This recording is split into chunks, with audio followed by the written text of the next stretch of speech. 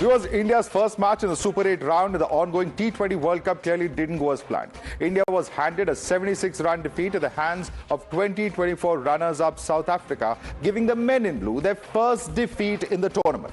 This also happened to be India's first defeat in T20 World Cups in 13 games, which gives a sense of the quality of cricket that Team India has played over the last few years. However, all of it took was one defeat for naysayers to come out and pick out faults, even injecting their own bizarre theories. The latest happens to be Assaduddin Owaisi's leader, Shoaib Jamai, who believes that he knows why India lost the match against South Africa. He says that players like Shami, Shami and Sarfaraz Khan were ignored, and using weaker players instead is what hurt the men in blue.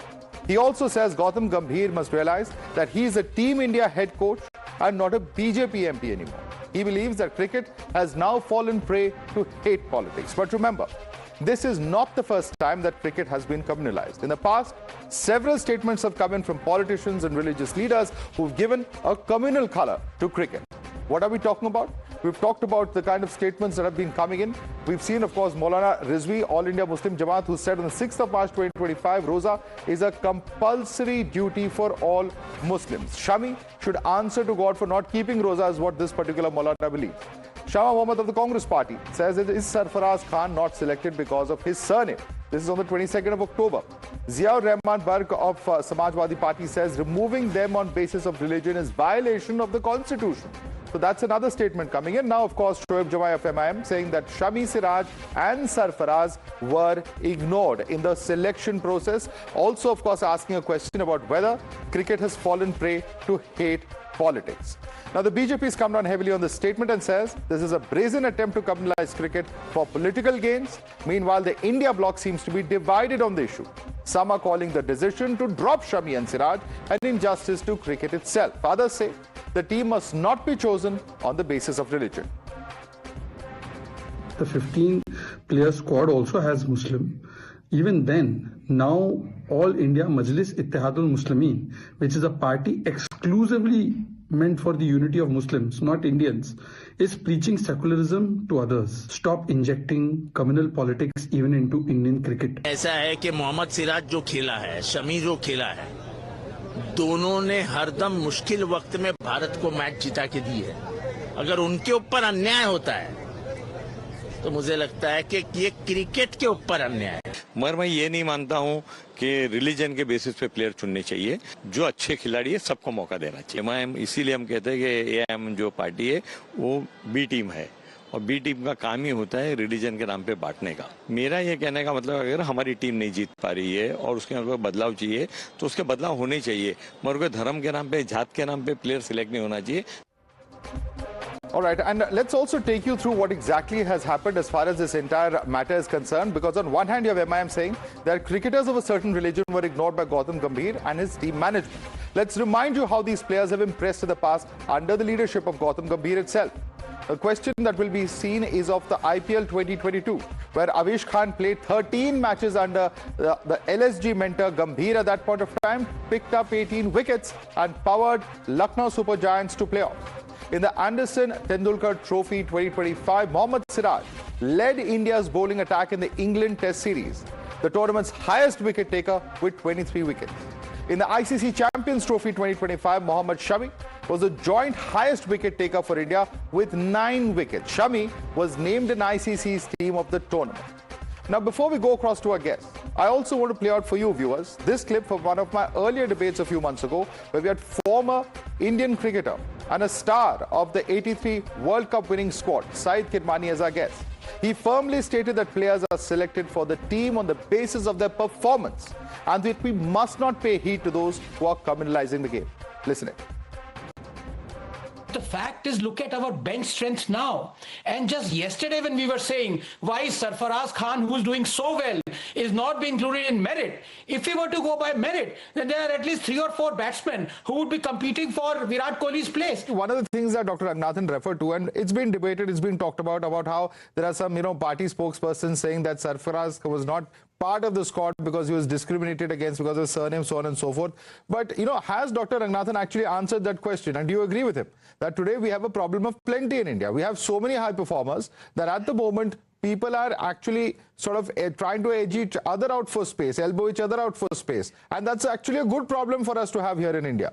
Yes, you don't have to bother about what the people are saying. You see, the selection committee, the team management and the board of control know what the cricketers are all about. No two ways about it. We have tremendous bench who are waiting for an opportunity. The youngsters will definitely find a place, and there's so much of fierce competition between these youngsters of today. You're watching the News Hour at 10, debate number 2 on Times Now, Super Prime Time. To take this across to our guests, joining us at the moment, we have Dr. Anand Ranganathan, author, who was also part of that earlier debate. Vedam Jaishankar, sports journalist, is also with us. We have Advocate Umar Junaidi, political analyst, with us, and Advocate Ahmed Ayaz, political analyst, also joining us. Umar Junaidi, simple question. Why should any political party or leader inject a communal angle into sports? Aren't we doing a great disservice to our players who work so hard, to compete at the highest level? Why are we doing this? First of all, the statement given by the AIMIM leader, I don't think so that one loss of a team should be making the statement. Making somebody to give the statement. But it is a fact that there is somewhere the communalism in the team, that is the selection process that has been going on, and that's we have seen in the recent debates as well regarding Sarfaraz Khan and all. But the whole point is, if somebody wants to see the team winning, he or she wants the entire team to be fully prepared with the all the circumstances which will be coming on. So when you drop the best performers, the bowlers and the batsmen, just because of religion, is what they have a doubt in their mind. So if Sir, that is how is it known? I mean, Mohammad Siraj, it was widely reported that he had an injury during net practice before the Super 8 stage. So how is he the best performer then, if he has an injury? No, in the past, the performance of Siraj was good in the past.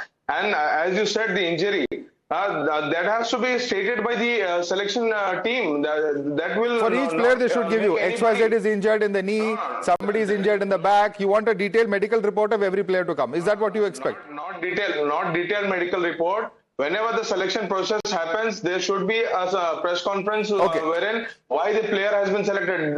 Let Vedam Jaishankar respond to that. Vedam Jaishankar, why can't there be a process where every player's problem is transparently given out by the selection committee?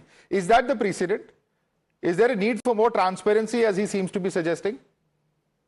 No, there is no precedent. And actually, they're just harking on a few names. But if you really look at it, cricket, at least in India, is one sport where it doesn't matter what language you speak, which religion you come from, which region you come from. Because now what we are seeing is, we are seeing cricketers come from the hinterland.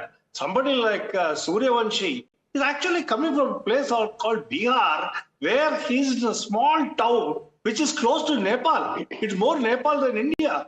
And he comes from there, and it's just merit which has brought him so far. If you look at the merit, they're talking about names that, which frankly I don't understand why you have to bring a Muslim angle into it. Maybe they're sowing the seeds. I don't know what it is that they're playing. But if you look at the people left out also, you have got a KL Rahul, who's a success. You've got a Jaiswal, who's a success, who are not in the team. Siraj was not in this team. It's only because Harshit Rana got injured in the 11th hour that Siraj was included. Siraj is an excellent bowler, very good bowler, but in what format? In tests and ODIs, not in T20s. T20s is a good bowler, but he's not as good as the others, which is why in T20 cricket, he was not in the side. He was not in the originally picked side. If you're looking at youngsters, tomorrow there's a Ranji Trophy final going to be played. There's a 22-year-old boy from Karnataka called Smaran Ravichandran, who's already got 3 double hundreds. He scored a century in each innings in the semi-finals. And he's just 22 years of age. And he's one of the best young batsmen coming up. Okay. So, let me put across a simple question to Umar Junaidi. Umar Junaidi, are you aware that Shubman Gill has also been excluded from this T20 squad? Yes or no? Yeah, I am aware. But So tomorrow people of his religious persuasion will also start complaining. That why is the person of such a religion dropped? Tomorrow, if Arshdeep and Jasprit Bumrah are dropped from our team, are you expecting that members of the Sikh community will start protesting? What is going to go on like this? Or tomorrow Sanju Samson is dropped, people will say this is discrimination against Christians. Is that how the team is selected? Madhav, that is the point. Madhav, that is the point. When there is a selection process, if everything goes transparent, the people who are talking about this communalism, this XYZ was dropped because of he was a Muslim, he is a Christian, and this thing shall not happen because it's a sport. And at times, if there is no clarity, definitely that creates doubt. Sir, so there has never been a system of giving reasons. Who all will you? I mean, your entire IPL team will say that we also have a right to know why we were not selected. All the members of all the teams. So what do you want? That the BCCI, the selector should give a list of 300 people. XYZ is being selected for this reason and not that reason. Dr. Ranganathan, is that at all a feasible solution? Good evening, Madhav, and good evening to my fellow panelists. You know, who are the biggest enemies of our cricket legends like Siraj and Shami? By the way, I'm an absolute fan of the legend Shami. I believe he should be playing in all formats of the game wherever India is represented. He is just a one-off. He's a genius. Anyway, that's me saying it. But you know who their biggest enemies are? It's not the cricket selector. It's not the coach. It are these bigots, communal bigots and politicians who are unnecessarily bringing religion into the game, because next time they are selected on merit, they would be having added pressure saying that people are thinking we are now selected because the selectors got afraid of these politicians and have selected us because we are Muslims. This is how the tragedy happens in this country day in, day out. A perfectly legitimate, brilliant, genius bowler like Shami or Siraj Khan would be put under pressure by these people who don't know the sea of cricket but know everything about communalism and bigotry. They are the ones who are actually the biggest enemies of Siraj. And this is the tragedy out here. You pose the right question. The best two T20 cricketers, batsmen, in my opinion, right now are not in the team. Shubman Gill and KS Rahul. Now, the fact of the matter is, the team is being selected. And आज दुग्गल साहब selector बन गए हैं. कल को मैं कह दूं, I could have selected better, Indian 11 to face South Africa. It is not how things are done. And I'm a child of the 70s and 80s. I remember in the time, Madhav, you probably won't. There used to be Illustrated Weekly of India that used to come every week. Yeah. And on the cover of one of them was the legend Mahinder Amarnath. He was the first one who criticized the selectors publicly. He said they are a bunch of jokers. Because he actually, struck 2 centuries and he was not taken into the squad. This has been going on ever since teams have been selected. The moment you bring religion into it, you become the biggest enemy of the people you want to be inducted. Don't you realize this? So stop this nonsense. Ahmed Ayaz, I think you should answer that question. For the record, Dr. Ranganathan, I do remember reading the Illustrated Weekly, not the specific edition that you mentioned, but yes, Dr. Ahmed Ayaz, that is a very, very valid question. People can have problems with selection. We're a country where it's a democracy, everyone has a right to express their opinion, no problem about it. But talk about the performance, talk about the cricket, talk about the fitness. Don't bring in religion, caste, etc., which is going to really destroy the game if you go on like this. That's true. But the point is what Dr. Ranganathan says is that religion must not be brought in. Yes, nobody will deny that. But the question is, when there are reasons, there are, certain such actions which gives a sense that a religion has been brought in. So naturally questions will arise and unnecessarily people will get an opportunity to speak about. Normally, it's not only cricket. Everywhere you see that the decisions are suspected. It has to be seen from a larger point of view. So the only larger point of view question I have for you is how many years was Azharuddin the captain of India? No, you just tell me. You see, Indian cricket has... you're going to bring in religion, answer the question. No, I tell you, a simple principle followed by the Indian cricket is that one who does well in the domestic cricket and doors open for him. And what is there wrong with Sarfaraz Khan? Has he not done well? Has he not dominated the Ranji Trophy? Has he not done extremely well in the domestic cricket? And likewise, there are so many in the past, like Lakshman and others, even Jafar also, who have done well in the domestic cricket. If this is a country where all cricketers, irrespective of their religion, are worshipped as heroes and gods. I just played out for you what Syed Kirmani told us. And we all look up to him as part of that 83 World Cup winning squad. And even he says, for heaven's sake, it's only performance. It's only fitness. It's only the reasons of those kind that actually make a difference. Now you're saying Mr. Kirmani is also lying? No, see, it's not, you pick up Kirmani alone. My point is that... Why should we not pick up Kirmani? He knows a thing or two about selection of cricketers, does he not? When you see him, then you can talk of Wasim Jafar also. He also was included. It's not that. But the point is, why is this...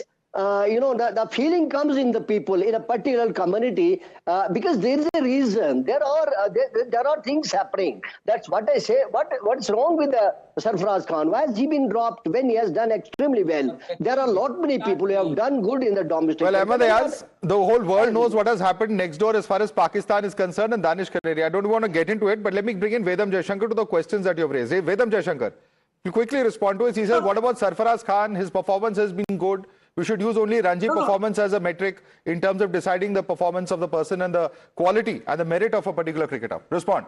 Okay, first and foremost, I'll say why Kirmani had to make his comment. Kirmani was a former selector. He himself was selecting. So he knows what he's talking about. That's the first part. The second part is as far as Sarfaraz Khan is concerned. Okay, let's consider that Sarfaraz Khan has to be included. So who will you drop? Will you drop Hardik Pandya? Will you drop Surya Kumar Yadav? Will you drop Abhishek Sharma? Come on, there are only 11 people who can play in the 11. So you have to choose the best 11. And at this point of time, the selectors believe this is the right 11. Now, if you are going to push this to religion, maybe next time you will blame an umpire for giving somebody out because he doesn't belong to the right religion. Then you start questioning, why wasn't a Muslim umpire chosen? Why he gave a Hindu batsman not out. All these kind of things will come out. I mean, cricket is pure. It doesn't matter where you come from, who you are, what language you speak, as long as you deliver. And when you deliver, you'll be chosen. Yes, earlier in this program, you said embarrassment of choice we have. Absolutely right. We have an embarrassment of choice. It's a riches that we just can't handle. It's a problem. It's a problem of choice, essentially, Dr. Ranganathan, and that's something that people have to, understand what really the game is all about. We have so many options, but obviously the selectors will decide what they think is the future. And also, if we go by all of these, examples of performance, Rohit Sharma and Virat Kohli would have never retired. No, and absolutely, and I'm glad you played that old clip where. Fortunately, I am with the legends, including Mr. Kirmani. And what I said then, I repeat out here. For the first time in decades, the Indian cricket team has a situation where there is a headache of plenty. I mean, for every person who is selected in the team, there are at least 4 or 5 who are equally good, who are being made to sit out. Now, there are times where you can actually say Ashwin should be playing or Kuldeep Yadav should be playing, or go back to 40 years, Madhav, and you'd remember that, okay, maybe not 40 years, but I remember there was a time in World Cup 83 when Sunil Gavaskar was omitted out. It was a blasphemy. The discussion went on, of course, in radio and newspapers for weeks, and then he was included, and he scored a 2 in the World Cup final. But the fact of the matter is, for decades, we have positions where nobody else could, sit except the legends. Right now, even the legends are not sure of their place. I mean, tomorrow, if there are 3 ducks by... I'm sorry, Dr. Ranganathan, I'm interrupting this show. I'd like to thank all of you, Dr. Ranganathan, Vedam Jaishankar, Umar Junaidi and Ahmed Ayaz.